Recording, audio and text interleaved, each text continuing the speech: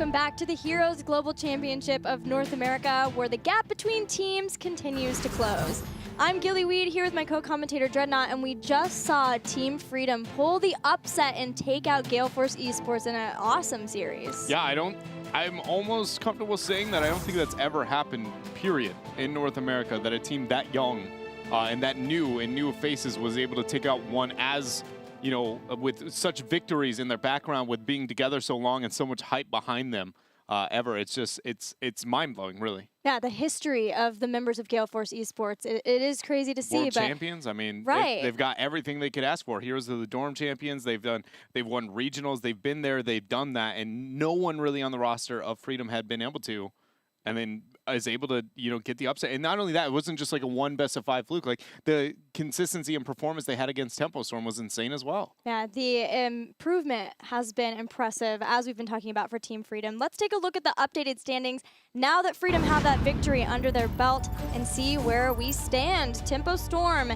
has 3-0, the only team to have a 3-0 so far, but either Team 8 or Superstars is joining them right here because that is the next best-of-5 between those two undefeated teams. Yeah, and then we see that Gale Force is there, and then Team Freedom going above Naventic because going into their game specifically, being a bit more efficient when it comes to the victory, so very well done, moving into that 5th slot. And then, of course, the teams that have yet to win series yet is going to be B-Step and No Tomorrow.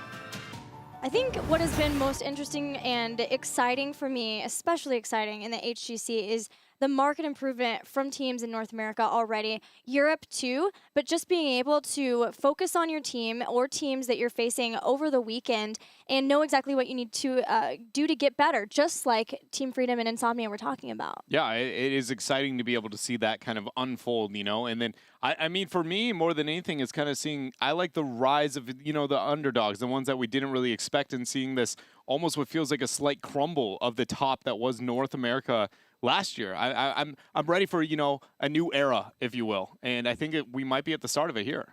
Well, let's check out the schedule to see where we started out today with only one series left this weekend. We started out in Europe at 9 a.m. Pacific time with Fnatic getting a quick 3-0 over Team Synergy, showing just how dominant they still are. And then Team Expert with another 3-0 over B-Genius. Team Expert are kind of the ones to be watched out for in Europe. Yeah, and here in North America, as we just said, Gale Force fell to Team Freedom. And of course, it's North America, so we got to go to game number 5. And then here we are with Team 8 versus Superstars, which may see the same fate. This one is a little bit harder to, you know, kind of gauge. Both were pleasant surprises out of week number 1, their performance, what they were able to make happen with Team 8, with Superstars. So it's really just going to be who is more impressive, I guess, out of that week. Well, before we get into that matchup more, let's check out a tweet from one of you guys at home watching the HGC. And don't forget, you can always communicate with us using the hashtag HGC. From Bakery Heroes, hello, Bakery. James Baker, NA HGC is like a roller coaster, and I love it. Great play from Team Freedom. I'm loving the Team Freedom love. I am as well. Very well deserved, you know, coming out from them. But I can't help but know, like, a subtle stab there from Bakery. What would make you say that? Just the fact that other things he's been tweeting about NA Heroes this entire time? I'm watching you. And not only that, but, you know, when NA is a roller coaster, that's a good time for you. You know, it's easy to be able to dish it out there. So we see you. We see you, Bakery. We see you, and we're still watching you. All right, now let's get into our second matchup of the day. We're going to have Superstars versus Team 8. Superstars has been the team that we've previously had pretty good success against at LAN. Any team I've been on, we've pretty much just beat them at the last 2 events.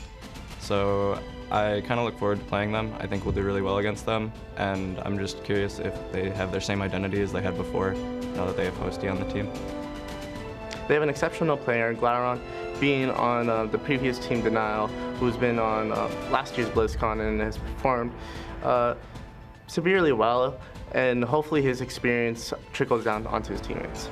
Their drafting styles are unique, as well as like their individual play styles are a little bit strange also. So you never really know what to expect playing them, and knowing that, your drafts have to be really prepared. So going into that matchup, you just got to be aware of some cheese. I think they're like the X factor. They could do really well. They have great players, but also the question is how much practice are they going to have? We played against Superstars in qualifiers. They actually took us out 2-0. But I think they only won because they had an insanely cheesy strategy. And if we manage to ban that out or prepared for it, we'll win.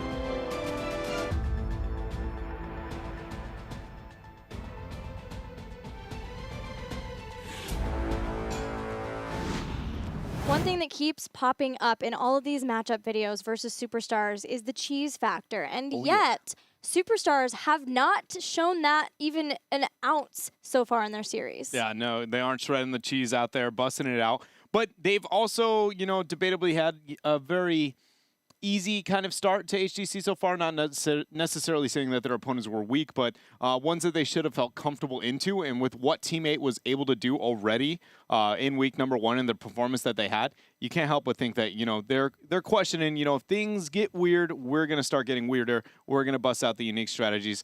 Maybe even go like full Gale Force with the, you know, the Zul'jin Vikings approach. Who knows? Yeah, there's so many things I want to talk about for Team 8, but let's go to the Battleground pool first for HGC and see where the first battles will be taking place. That will influence our conversation and draft, of course, a lot. Now, Superstars have banned out Cursed Hollow. Team 8 banned Dragonshire, and Superstars picked Towers of Doom. It's a place to pull out the cheese. The variations of it could be pretty drastic compared to some of the other maps because the map mechanic itself works in a very unique way. The drafts themselves do on top of it, and also, you know, how can you really catch your opponents off guard? The most popular one that's kind of come to the front has been, you know, the Stitches Medivh. I don't think that's going to be the case that we see here. But it could be one. And Medivh is something that Team 8 has been running so fluently that it's going to be harder to contest that. Superstars have run Stitches Medivh before on Towers of Doom. They've also liked Viking strategies in the past too. So Team 8 needs to be on their toes here going into this draft, especially since Superstars in picking this Battleground are in the second pick position. So they can get 2 picks, go into the second round of bans, and then in the next rotation really surprise Team 8. And then we see the ban onto the Ragnaros there. Team 8's been prioritizing that very high, whereas Superstars, on the other hand, have, you know, not been prioritizing it so highly. Tassadar is going to be locked in, so now we know there's the Tassadar. You already got to think, what is Glaurung's hero? With Tassadar picked up, that pulls away from the Medivh, so it's either going to be more of an Illidan style comp or it's going to be a Tracer one. So the Vala de Haka response on the side of Superstars, I expect it to be just an insta-lock Tracer here, unless they feel comfortable, you know, moving down to the Illidan on the back half, forcing a ban on the side of Superstars. I wonder if it will be Tracer and then Diablo. Team 8, along with heavy emphasis on Ragnaros, has been also placing that same kind of influence on Diablo more than a lot of other teams even, and it is understandable why. I think that Justing's Diablo might have been the most impressive for me out of every Diablo in North American Heroes of the Storm, and his stats prove it. He had the highest KDA of any warrior, and now of course I was kind of looking at Equinox. It's hard to tell with Gale Force Esports, but out of every warrior, looking at the rest of North America. Yeah, he had a very impressive performance, and I would agree. His Diablo was by far the most impactful for his team out of anybody else. But 15 seconds here is going to be winding down. Are we going to see them move into the Tracer direction or in fact pulling away? There it is. And now is it the Diablo to pair? Also could be Malf. Malfurion seems to be Bud's favorite. We have to remember that, like Collusion, Bud's role swapped to go onto Team 8, going from ranged flex to support. So probably so far has some more comfortable picks, and Malfurion is definitely one of them. Yeah, and with the Malfurion pick, it makes them more comfortable to be banning out the Brightwing, which is not only a response to the Tracer, but then also having the fact that Brightwing globals on Towers of Doom is always a heavy focus. So I do like the fact that we see them going with the Malfurion there, having the Tassadar as well. Everything is working out here for Team 8 so far, whereas the Vala was the deny there, solid pickup, and then the Dahaka as well to have those globals. So you see ETC ban out for Superstars, and they don't. They ban out the Zarya instead. They aren't even afraid of the Brightwing. Superstars also love Vala. They've picked her in almost every single one of their games they've played so far throughout their last 2 series. Both of these teams in their past series took out No Tomorrow. Superstars also beat Team Freedom. I loved, apparently Iacona tweeted that he was glad that they played Team Freedom last week and not the version of Team Freedom that just beat Gale Force Esports. That's an understandable tweet to want to put out. And then Team 8 took down B-Step. in another upset that we thought we were seeing. But again, Teammate had just such an impressive opening week. Yeah, and then they were successful against other teams, right? Whereas BSEP also continued to struggle, showing that Teammate was on the rise here as Superstars. Both were just very successful here in week 1. So where are they going to be going here? Superstars solo Dahaka is probably not going to be the route with Zarya removed. They got to be looking for something else with ETC removed. So do they go with, okay, Tyrael is going to be the choice. And then what is the backup here? Just a Rhaegar and then wait it out? Yep, they're going to go that direction. All right, so now Teammate has to be considering what warrior choice they want. Diablo is still available this deep into the draft. And with so many removed, it seems the most reasonable for them to go into the Diablo route. But do they run it with another backliner? And if so, is it going to be, you know, a Tychus? Is it going to be a Falstad? I think I might like the... Yeah, it would be false. I would like him on Falstad and the global for this map. I think would make the most sense. Actually, no. You know, it could be either. Yoda has played Tassadar before, and I think it was with a Tracer composition specifically. But so has Hosty. So they can flex depending on that, and Falstad would help with the global versus Dahaka. Yeah, so I love that pick. But Tychus, instead, having some more damage for the team fights. It's got to be the Diablo, right? I would think so. I can't imagine. I feel like I'm missing a pick if it's somebody else. With Dahaka, Tyrael, ETC, and Zarya all off the table, and Artanis, Varian, in fact, is going to be the choice here. Going insanely pick-oriented composition here for Team 8 over their opponents. And with the Tyrael, with the Rhaegar, you know, over maybe a Brightwing selection here for Superstars, I can't help but feel like that's a little risky. And then the Lily. Oh, she comes out. First Lily in HGC North America, probably not the last. I actually thought that we would have Lily way sooner than now, to be honest. From Superstars or from any team? Just from a team in North America. Like Tip of Storm, maybe. They've had a lot of Lily picks, at least last year. Lily, of course, to counter Tracer. Lockdown, it kind of makes me think like maybe Teammate is testing Superstars. Superstars have been at their weakest whenever they get behind. So maybe if Teammate can get this lockdown and start the train of getting kills enough, if they can get ahead of Superstars, then maybe Superstars themselves will lock up. Yeah, it's, oh man, that the Lily pick. Ready for adventure! I know, I'm not. It's going to be interesting to see how it plays out. They're going to be able to try and survive the initial burst and then have the sustain in the long run with the double support. It could work out. Over the shrines, especially isolated shrines, which now that also forced the Varian pickup over all the other warriors. That made their comp very pick oriented. The Lily is not only makes that even harder to do, not only just to confirm the kill, but if they fail, there is very little shot that they have it being successful over a singular fight 5 versus 5. I'm wondering what the combo of heroic abilities will be. Icon used Bloodlust before, so if it'll be Bloodlust plus Jug of 1,000 Cups, if Water Dragon is the case for Lily, I see your face and I don't want to know. I would like to see Ancestral with Water Dragon is, I think, the route that I would like to see. Because Varian, no matter who is on the front line, minus Tassadar, they're all vulnerable to a Water Dragon, minus the Tracer, who should be able to dodge it relatively easy, but everybody else should be pretty vulnerable to it, and then Rhaegar with a sustain, but maybe not. I just think that Jugs is going to be too easily interrupted. There's no value out of that. And the Water Dragon pressure onto a weak front line like a Varian, especially if he doesn't take reflecting damage at 4, which we haven't seen yet, is most likely going to be the best route here. Well, the players are ready, so let's get into this series. Game number 1 between Team 8 and Superstars. So here we go. On the left-hand side, in fact, is going to be Superstars with the unique composition. That's going to be Iacona there on the Rhaegar. Srey is always going to be filling out the warrior role. Faye has stuck to that Vala so tightly here at HGC so far. Goku on the Dahaka, and Hosty, in fact, is the one ready for adventure. I do love Goku's Dahaka. In the red, the members of Team 8. Buds playing his staple Malfurion. Justin will be the one playing the Varian looking for lockdown. Yoda playing Tassadar this game. Playing Tracer will be Glaurung, of course. And finally, Prismaticism will be playing Tychus. Prismaticism onto the Tychus, and so already the Varian level 1 there is going to be what we've seen most of the time, being the Lion's Maw, focusing onto the Q, getting the increase slow. And everything else is pretty much exactly kind of actually what you'd expect, except for Tychus going Combat Tactician. Basic attacks are going to reduce the cooldown of his run and gun. Interesting choice. What's up with these Tychus picks? You know, it's actually, I don't know.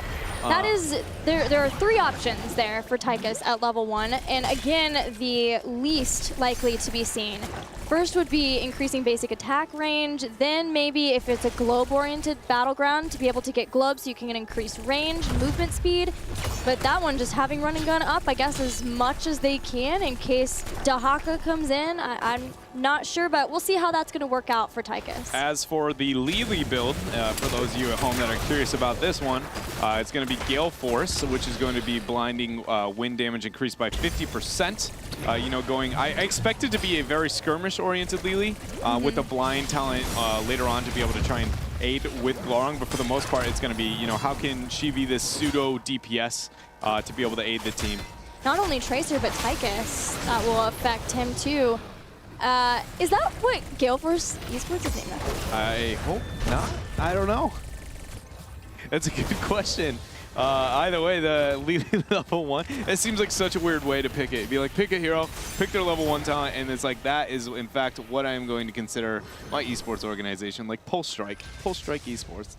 I'm starting it. Pulse Strike. Did you just quickly I hover just over picked one level 1? We'll go with another one. We could be Combat Primal Tactician Aggression. Esports. Primal Aggression. This is beautiful.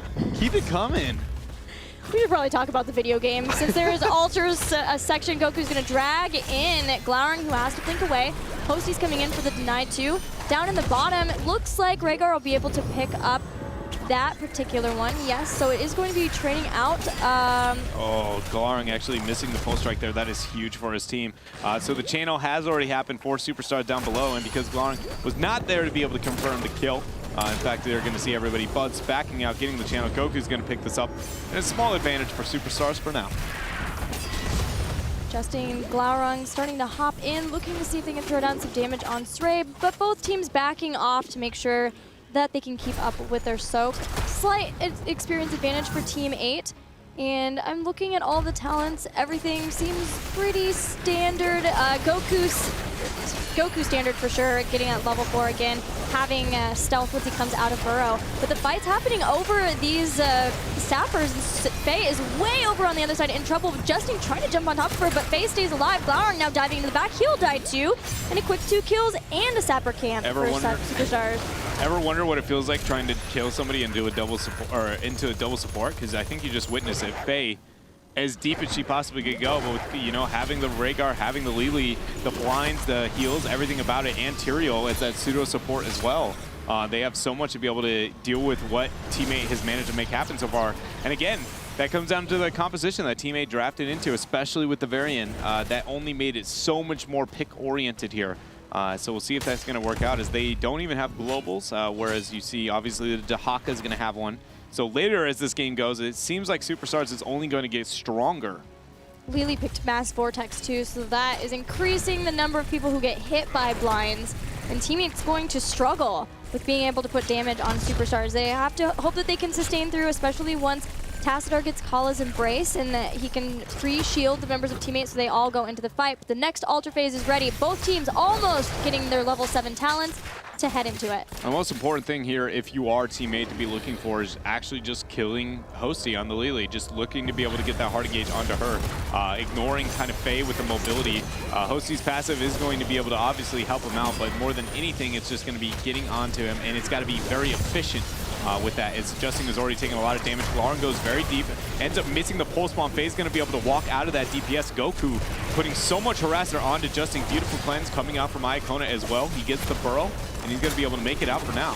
There is a double cleanse composition. I've never seen that for Superstars. Justin dives back in and takes out Lili, and finally they do just what you wanted them to do, which is take Lili out. The altar is still up for someone to start channeling. Superstars probably are just going to have to give them up. They do have some ways. Nice job by Prismaticism not taking the Hungering Arrow over to Yoda, and that does allow Teammate to pick up this altar. So now with the double cleanse composition that is happening, the main focus is going to be baiting out one and then hard engaging onto the other for Teammate. Any opportunity where, you know, you see you can force the cleanse onto Lili because, you know, Lili can't cleanse herself. That means that Rhaegar's is going to be down. The minute Rhaegar's is down, hard engage on Rhaegar. A logic puzzle in the middle of team fights. Yes. It's probably not the easiest route there. Goku getting caught out. This is exactly what Team 8 needs, excuse me. to be successful here in this game. So far, so good. I do think this is going to get weird. If the game goes dead even up until 13-16, then I think Superstars is really going to pull ahead. But if Teammate can really make that happen from here until then and snowball like a 1-level lead, then they should be comfortable even into a double cleanse, double support. It'll help a lot too once Teammate gets taunt at level 10, because that's another way that they can lock someone down, plus giving Varian more health. So the Tracer, or the Tassadar and Malfurion combo can focus more on the members of the of Tassadar and of Tracer and Tychus. Blah. When it comes to the damage charts, Lily sitting right on top there, 9,000, almost 10,000 for the team. Yeah, her early game damage is always ridiculous. good. She's actually one of the best laners in the game, as long as you just have to go blow for blow with her. It's terrifying. She used to be such a monster. Either way, though, we do see 2 more shrines are going to be spawning. 10 is already picked up for Team 8. And they've almost got enough experience lead here. So if Superstars doesn't manage to get 10 properly and engage very well here, Teammate is about to be able to snowball here with Glorong on that Tracer.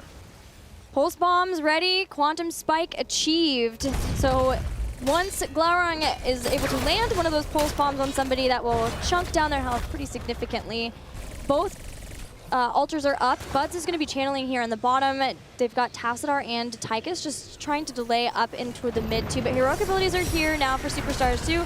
Ancestral healing and Globe, Jug of 1,000 Cups. So just mass healing is the idea of the strategy of Superstars. Yeah, and the Dragon Laser was used and burnt. Goku's already got adaptation. There's going to be the taunt now. Glorong moving on to the backline phase in a tough spot, giving them the parting gift. And everybody keeping alive there as Jugs is just dropping onto everybody. Rain of Vengeance and Ancestral still available here. All the heroics, except for Laser on the side of Teammate as Bud starts the channel. Goku's in a bad spot.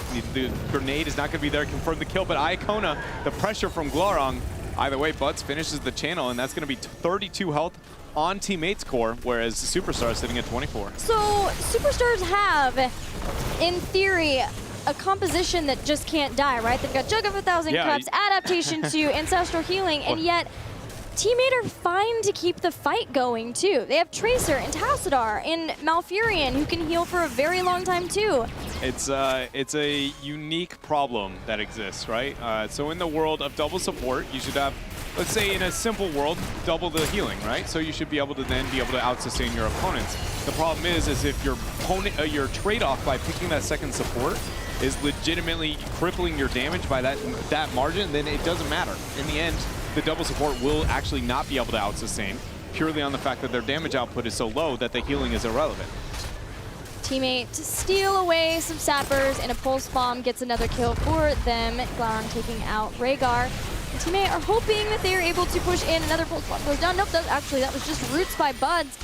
And another kill for Teammate. Should net them if they can start bringing down these minions, the sappers. Hopefully some damage onto this bell tower. Shout out to Justin there, though, for being able to save his team in the middle of that drag, confirming the kill, dropping the taunt, and Team 8 now is in such a pretty position here. We have the composition that they want. They have gotten a big enough lead that I'm pretty sure they're going to be all right here. And sadly, the Lily approach is not working out too far. More altar spawns. It's just going to be one this time, but Teammate are looking to have 16 or 13 for that fight. They're almost there. Taunt comes in now to Pulse Bomb. Nice force wall just to ensure that Sray can't get back behind, and Teammate pick up another kill just in time for an altar. Yeah, Prismaticism there with the grenade, confirming it. 10 seconds on this spawn. It's probably not going to be anything that Superstars are going to be able to stop here, so 4 more shots probably going over. Dahaka is looking to get the sappers on top, though. Some counter pressure, which is very much needed here. That is a huge drawback to the composition that Teammate has. It's just, you know, no wave clear. But their skirmishing is so good, and the wave clear isn't really that big of a problem, at least not yet. Justin goes in. There's going to be the taunt. Pulse Bomb is not going to land. Hosi is stuck in that position, though, with the root. Force wall as well. He ends up falling here. There's a Pulse Bomb on Fade 2. Glorong gets it. Parting gift. Goes right back out with recall. And Teammate, just constant kills. It can't... The double support isn't doing anything for Superstars to keep him alive. No, again, it's such a risky strategy that we see coming out from Superstars, but it was an innovative approach. It still may have an opportunity. Again, as the game gets later, I do think things will get a little bit easier for them. But opting into the double support heroic, if you will, going with the Jugs versus the Ancestral, I felt like somebody had to go offensive there to have enough damage output to be a threat, especially when you have Sanctification. Your Warrior has no hard CC, nor damage ults. Same with, even Dahaka. Everybody went defensive except for Vala, which she just has no other option. And it's really showing when it comes to these team fights. Justin's keeping all the members of Superstars here. Now Glauer's going to dive in too. Has to use Parting Gift to get back, so Recall is down, but so is the Drill. Drag goes to pull Justin back in, but Goku has to use Adaptation just to stay alive. Ancestral's still here too, so is Jug of 1,000 Cups if needed. Wow, that cleanse. Barely going to be able to keep Long alive, and they're going to be able to back out. Those Bell Tower is now just going to spawn. The Sappers instantly got to convert over there. 3 shrines have spawned. Is this going to... Oh, if Goku went down there, that would have been so bad for Superstars. What's nice for Superstars is that Teammate aren't 16 just yet, and the altars are about to activate. So they can try to find a fight, especially if Teammate splits up to try to get their altars. It is Buds who's in the top, so all of the members of Superstars are trying to dive in, especially knowing that Dahaka can brush talk in and look for a drag. Yeah, the channel has been completed here. Dahaka has ended up making his way back to look to burrow soon. This might be a moment here for Superstars. The taunt goes in. Justin ends up getting dragged there. Do they have enough damage? Sanctification is dropped. Justin barely. No, he's going to go down. Jugs is going to be popped there by Hosty as he keeps everybody alive over time. It's like, what is even in Jugs? Is it tea? Is it healthy tea? Is that how you restore everybody's health? Yeah, Healing Brew. Healing Brew? So it's got to be some sort of tea, I would think. But when Chen has brew, it's alcohol. But when it's her, it's... No, that's tea too. Oh, okay. Probably. Okay. Either way, though, this is the moment. This is the, I guess not so much the moment, more than just the level, the part of the game where the composition on the side of Superstars actually really could start coming back. They haven't lost so much that there's not a chance. I expect a teammate to be able to snowball with their composition a little bit harder. So if 16 is going to be achieved and not too much pressure is going to be onto the map, I do think that Superstars has the opportunity to come back post 16. It was importantly that Superstars did get the kill where they did to get 2 altars too, so they're not so far behind that they're having to make risky decisions. And here comes Goku with the drag. Buds has to use Cleanse to get Prismatic's out. They're not out of the dark yet. Buds jumps in to hit Twilight Dream, and now he's the one who's in trouble. Goes into Ice Block. We've got Drill. Goku goes for a burrow, has Adaptation too, so he's going to heal all the way back up. Buds goes down. Goku is going to maybe drag Prismaticism back too. They'll settle for the 1 kill on Buds. Was Root used very early on? It had to have been. Just the fact that Root wasn't dropped any turn for the Twilight. Either way, that pick-off here is exactly what Superstars needs if they're going to be able to come back. Dahaka is going to keep that global pressure onto the map. And that, again, is the major selling point, is that these snowballs... Oh, goodness, Goku, under pressure. Adaptation is on cooldown, excuse me. Icona's there. There's going to be the Ancestral. And also Hosty, so they've got all the support they could possibly want in this scenario. Drag's not going to be able to be enabled either. Last going to jump in, throwing damage. He's got full spawn if he wants to use it. He sees health bars getting low, but Stray, not necessarily the ideal person you want. Although with Quantum Spike, it can get through his health bar pretty quickly. Another altar phase is about to start. Teams even on the talent tiers. This could be very good for Superstars. And with being about 10 core health down, they really want to try to get both of these. Yeah, the Holy Ground split was not going to be enough. It didn't force the Sanctification, though. Pulse Bomb was ended up used during that skirmish, so we'll see who ends up going. There goes the taunt combo onto Sray. Sanctification will end up landing. Everybody is there. Jugs is going to be popped as well. Buds confirms the channel. Nobody there to interrupt, and it costs Sray his life to try and make that happen. Dahaka confirmed the shots, so a 1-for-1 trade, or excuse me, 1-for-0 trade here for Teammate, and the shots going dead even. It's better for Teammate, though, that those shots do trade out. It's 22-11, and getting a kill on Tyrael means that there's no Tyrael, no Sanctification, although it was used in that, and Teammate can get more aggressive knowing that. So they're going to go steal away the Sappers from the side of the Battleground for Superstars, and maybe look to take out a Bell Tower. But in the top, ever vigilant on his murking duties is Goku, getting the top Sappers again. He's got it. Don't worry. He's got it, boys. He's going to get that pressure in, and that might be enough to confirm the bell tower up there. Right. If so, that is a huge window for Superstars, again, because their wave clear is so much more dominant, to try and just cycle the map. There's no way that their opponents can keep up with them except for confirming kills. Here in the mid, if they get this defense, this would be absolutely colossal. Superstars, Rain of Vengeance, there's going to be a huge Holy Ground splitting 3. Nobody's focusing that sidewall, and it looks like Prismaticism might be going down as Buds ends up popping the Twilight Dream, and Iacona ends up dying. Same with Stray. Tyrio's going to jump on top of Prismaticism. That'll take down his health bar, but Glaurung and Prismaticism have barely stayed alive this entire time. There goes the Justing dive once again. Volley gets taken out. Glaurung's body blocking as Tracer and Dahaka gets taken out as well. 4 for nothing in a bell tower just in time for an altar. Team 8 now starting to run ahead of this game. Yeah, it is now hit the point where it's going to be very difficult. With that 20 talent here going to be threatened, the bell towers are now slowly going to be converted as well. The snowball outside of the skirmishing is slower here again for Team 8, just no pressure onto the map. But they have confirmed so many kills here that they have really not too much to be able to worry about, as the shrine is now going to be spawning. I expect them to pick it up here before Prismaticism does work on top. That is in fact going to be the case. So 5 shots moving over. 6 HP remains here on Superstars core, and 20 talent here for Team 8. Yeah, it would have been nice for Team 8 to be able to get the top bell tower, but with all the members of Superstars working on mid, it was at least guaranteed that they could get the 5 more shots. 6 to go. Boss is a possibility, but not while everybody is up. At least Team 8 do have the 20 talent to your advantage, so if they can get 1 or 2 picks here, it could be a place that they try to lay a siege. There's also sappers in the bottom, so Superstars know that somebody from Superstars will have to defend their teammate, can use that maybe to their advantage to start looking at the boss. The double camp there. Goku obviously is looking for the response variant, and Tychus now already going to get it started off here. That's only going to be 4. Lasers even used here, even though it doesn't seem to be contested for now. Glaurung is doing a very good job making sure Sray and friends can't move forward. And this is going to be a boss here for Team 8. Again, Glaurung though getting caught out. Good shielding. He's going to be just fine here. In fact, using Pulse Bomb, drops him down. Prismaticism jumps forward, so does Justing. Ancestral Healing, that is a great win for Team 8. Yeah, drop Cleanse too. Everything for Iacona is really going to be on cooldown now. 2 HP remains. Where are we going to see Team 8 wait it out till the next map objective, or try and force the advantage here with the top sappers and having 20? It's probably in their best interest to move that direction, just because, again, anytime your opponents, can't fight on that 20 talent tier, it's usually a big win.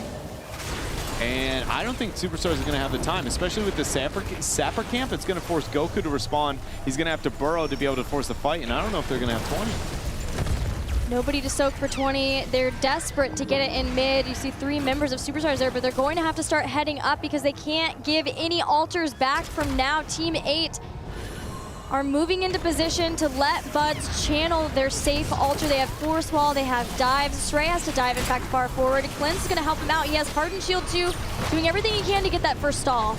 Yeah, and Glaurung is actually just flanking the backline, just casually walking in and eating a lot of his HP. Buds starts the channel. Will he be able to get it? In fact, he will. That's going to be 4 shots moving in, and that is it. GG, Team 8, very convincing fashion, sticking to their guns and getting game 1. That was a strange game. That was a Tracer pick comp that didn't get so many right out the gate, because I think it was strange purely on the fact that you saw double support. Because team fights do seem insanely weird. It's almost like a Medivh with a traditional support, but the only difference is not the crazy portals to be enable major plays, and then they just don't do as much damage as Medivh, nor enough CC. So it looks weird because you're like, so many healing cooldowns are going off, and then you look at the health bars and you're like, how are these lower than the other side? And again, it's the trade-off of damage output. You have to be able to compensate for negating the initiation, and then you need to make sure you have enough CC to be able to turn around and confirm a kill, and they just didn't have that. Yeah, especially with Glaurung. He would get low, but in the amount of time that it took to get low, he could recall out and generally get a kill with Parting Gift, so that was the difference for them. And they had all the tools at the end to zone away and let Buds pick up the final alter.